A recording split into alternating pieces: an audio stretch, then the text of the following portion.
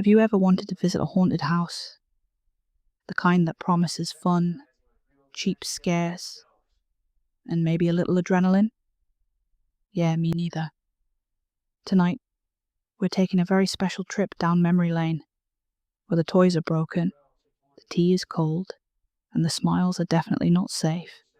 So grab a blanket, or don't. It won't save you anyway.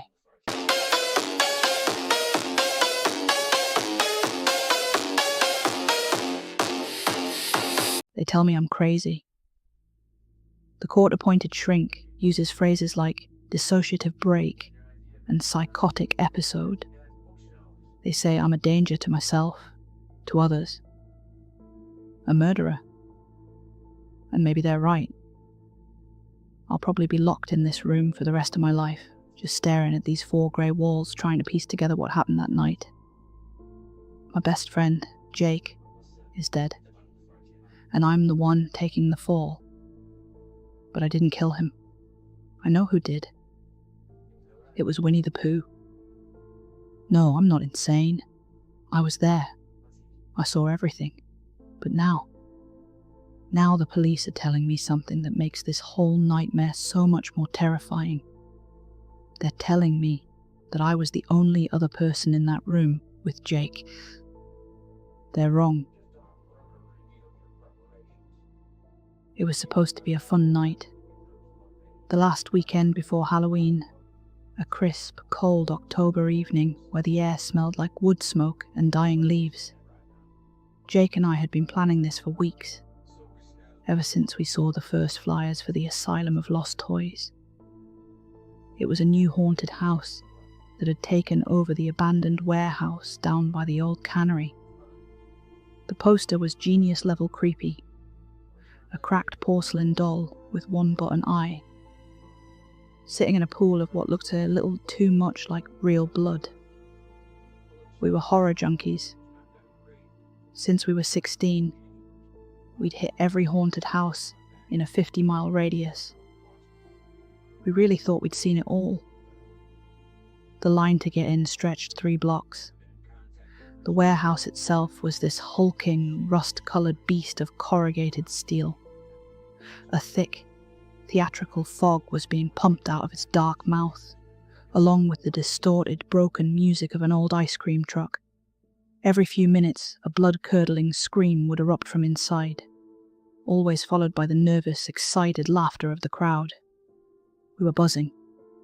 Jake kept bouncing on the balls of his feet, his breath fogging up in the cold air. "Dude, this is gonna be epic," he said, grinning. "I heard they use Hollywood-level effects. Real actors, no cheap jump scares." I remember thinking how normal it all felt. Exciting. It was one of those perfect fall nights that already feels like a memory while you're living it. We were 24, and for a few hours, we could be kids again, getting scared for fun, knowing that when the night was over, the monsters would be packed away and we'd go home safe. That's the deal, right? You pay for a scare you can control. You scream, you laugh, you leave. But the things inside the Asylum of Lost Toys, they didn't play by the rules. After what felt like forever, we were finally at the front.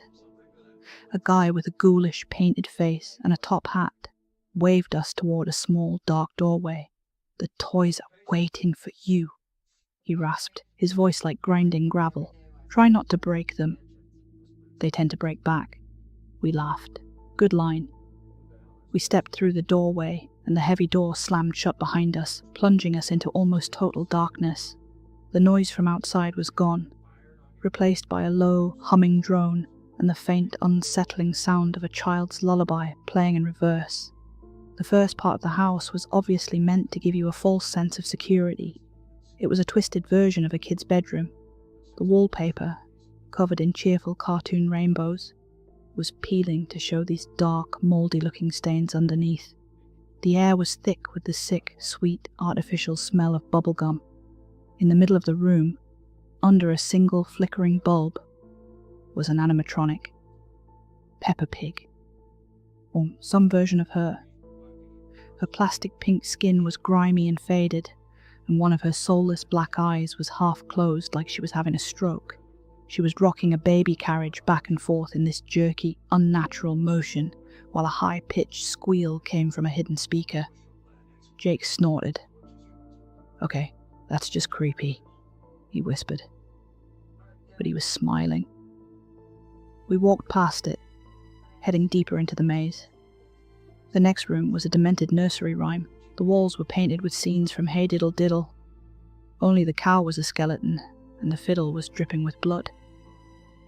It was standard haunted house stuff. Effective, sure, but not terrifying. We were pros after all.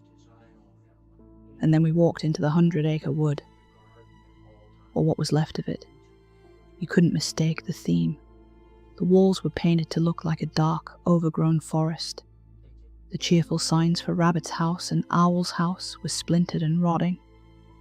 The air got cold. A deep, damp chill that had nothing to do with the autumn night outside.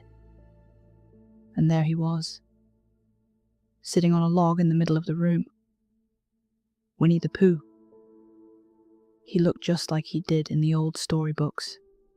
Short, stout, that simple, friendly face, and a little red shirt that was just a bit too tight. He was holding a big ceramic honeypot. A honeypot, according to the crude letters painted on the side. But something was just profoundly wrong. The light in the room was low, casting these long, dancing shadows. But his eyes, his two little black button eyes, just seemed to swallow the light. They were voids. There was no friendly glint, no hint of stuffing, just a deep, unnerving emptiness. He wasn't moving.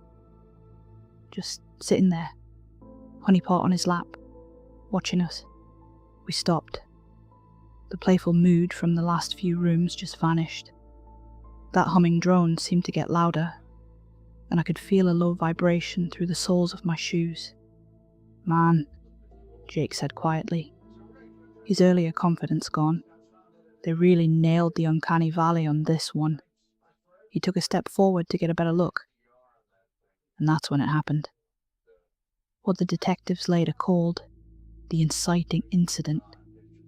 Pooh's head, which was facing straight ahead, slowly and deliberately turned. His neck didn't move. Just the head, rotating on his stuffed shoulders with this faint, dry rustle of fabric. It turned until its blank, black eyes were locked right on me. A sound came from it, a low, garbled electronic voice that was supposed to be the cartoon, but came out warped and distorted. "Oh, bother!" it rasped, the sound crackling like a dying radio. Jake jumped back with a nervous laugh. Whoa! Okay, that got me. But I couldn't laugh. My blood felt like ice. It wasn't just the movement, or the voice. It was the way it looked at me. It wasn't some pre-programmed motion. It felt like recognition. It felt like it saw me. I grabbed Jake's arm and practically dragged him away. "Come on, let's go," I muttered, my heart hammering. Jake was still trying to act cool. "Dude, relax. It's just an animatronic. A really good one, but still." But then, a few hallways later, in a section that was supposed to be a slaughterhouse with hanging pig carcasses, we saw him again. He was at the far end of the hall, partly hidden by fog. That red shirt was unmistakable. He was just standing there, not moving, watching. "How did he get there?" I whispered, my voice shaking. The whole place was a one-way maze. We hadn't passed any side paths. "Maybe there's more than one," Jake suggested, but he didn't sound so sure. The corridor walls seemed to close in on us. The sound in this section was a nightmare of dripping water and a distant buzzsaw. But under it all, I could still hear that low, humming drone. We turned down another hall, a long dark passage lined with cracked mirrors. Strobe lights flashed, shattering our reflections into 1,000 jagged pieces. In every flash, I swore I saw a bit of red, a round yellow shape just behind us. I started walking faster, then jogging. Jake was right behind me. The fun was gone. This wasn't fun. We were being stalked. We burst through a set of double doors into what looked like a dead end. It was a child's playroom, but every toy was broken, mutilated. Dolls with their heads ripped off. Teddy bears torn open with their stuffing pulled out. In the middle of it all was a small table set for a tea party. The strobe was gone, replaced by the eerie glow of a single bare bulb swinging from the ceiling, making the shadows writhe on the walls. We were trapped. The doors we'd come through were locked behind us. "Okay, this isn't funny," Jake said, his voice tight with panic. He started banging on the door. "Hey, let us out. The door's stuck." His voice just echoed. No response. The only sounds were the creak of the light bulb and my own ragged breathing. And then I heard it. From the far corner of the room, deep in the shadows, a familiar, warped, electronic voice. Did you come for a smackerel of something? Slowly, a figure stepped out of the darkness. It was him. Winnie the Pooh. But he looked different now. The simple face was stretched into a grotesque, predatory grin. His fabric body looked stained, and a dark, wet patch was spreading across his little red shirt. He wasn't holding the honey pot anymore. His plush yellow hands were empty, curled into tight fists. He took a step. It wasn't the jerky movement of an animatronic. It was fluid, deliberate. He took another step, then another, his soft feet making no sound on the dusty floor. Jake had stopped banging on the door. We were both just frozen, pinned against the wall by those two bottomless black eyes. The illusion was gone. This wasn't a machine. This wasn't a guy in a suit. This was something else, something impossible. "What do you want?" Jake stammered, holding a hand out.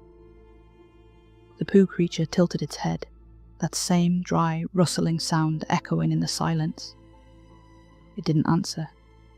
It just kept coming, its pace picking up. We were backed against the wall. Nowhere to run. I remember scrambling for a weapon, my hand finding a sharp, jagged piece of a broken porcelain doll. But I never used it. The creature lunged. It moved with a speed that shouldn't have been possible for its bulky shape. It ignored me and went straight for Jake. It wrapped its soft arms around him in a sick parody of a hug, and Jake screamed. It was a sound of pure agony and terror that will haunt me until I die. I saw the honeypot then. It had been behind its back. It was broken. He had a jagged piece of the ceramic clutched in his right paw. With horrifying strength, the creature drove the sharp edge of the broken pot into Jake's side. Once, twice, 3 times. The sound was wet and sickening. Jake's body went limp, and the creature just dropped him. It stood over him for a second, head cocked, before turning its empty gaze to me. It just stared, its face splattered with my best friend's blood. And then, from its distorted voice box, it whispered one last thing. "Oh, bother!" The world went silent. The monster in the Pooh costume just turned and walked back into the shadows it came from. It didn't vanish in a puff of smoke. It just walked away. For a moment I couldn't move. I couldn't breathe. My mind was just a screaming void of white noise. Then, a loud buzzer sounded, and the door we'd been banging on swung open. The normal cheesy haunted house sounds flooded back in. The distant screams, the buzzsaw, the distorted music. I fell to my knees beside Jake. There was so much blood. It was pooling on the floor, soaking into the grimy carpet, dark and thick under that swinging bulb. I put my hands on his chest, trying to stop it, but it was useless. His eyes were open, just staring at the ceiling with a look of shocked surprise. I was screaming his name over and over. Employees came running in, their faces, painted to look like ghouls, twisted into masks of real shock and horror when they saw us. I tried to tell them. I was hysterical, babbling, my words a mess. It was Pooh, the animatronic. It killed him. It just walked away. They just looked at me like I was insane. They saw me, on my knees, covered in blood, holding a piece of a broken doll, next to my friend's body. They saw the jagged, blood-soaked piece of ceramic, what was left of the honey pot, on the floor. They didn't see a monster. They just saw me.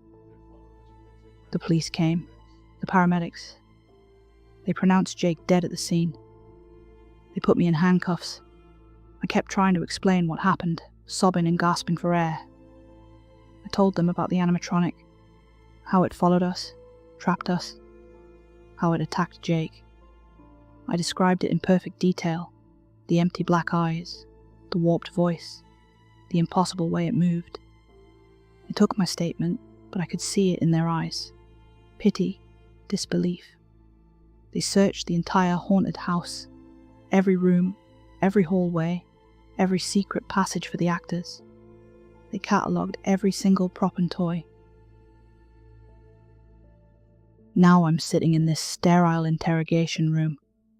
I've told this story a dozen times. To the cops, the lawyers, the shrinks. They all give me the same look. Yesterday, the lead detective, a tired-looking guy named Harris, came in. He sat down across the metal table, slid a folder toward me, and sighed. "We've been over this, son," he said, his voice flat. "We have the full inventory list from the owners. We have security footage from the entire setup. We have statements from every employee." He leaned forward, locking his eyes on mine, and then he delivered the final, soul-crushing blow, the sentence that shattered what was left of my mind. There were no animatronics in that house, not a single one, and especially not a Winnie the Pooh. My world just stopped. No animatronics. But I saw it. We both saw it. Jake saw it. It killed him. I felt the cold in that room. I heard its voice. My memories are so sharp, so clear. But they're telling me none of it was real. They're telling me I'm the one who picked up that broken piece of ceramic. That I'm the one who snapped. That I killed my own best friend. And the most terrifying part is, without that thing, I have no other explanation. So I sit here, in the silence, waiting for a trial I know I can't win. And the only question that circles endlessly in my shattered mind is the one they can't answer. The one that keeps me awake at night, staring into the darkness. If it wasn't an animatronic, what was it? And is it still out there? Hi everyone, thanks for listening. Alert, childhood, nostalgia corrupted, emotional response level extreme. Yeah, that happened. This impossible. Who is killing? Yeah, I saw it. He wasn't a bear anymore. He was something else. Memory violation. Audience trauma detected. Turns out animatronics can be little psychos. Who knew? I do not like robots. What? Oh, bother.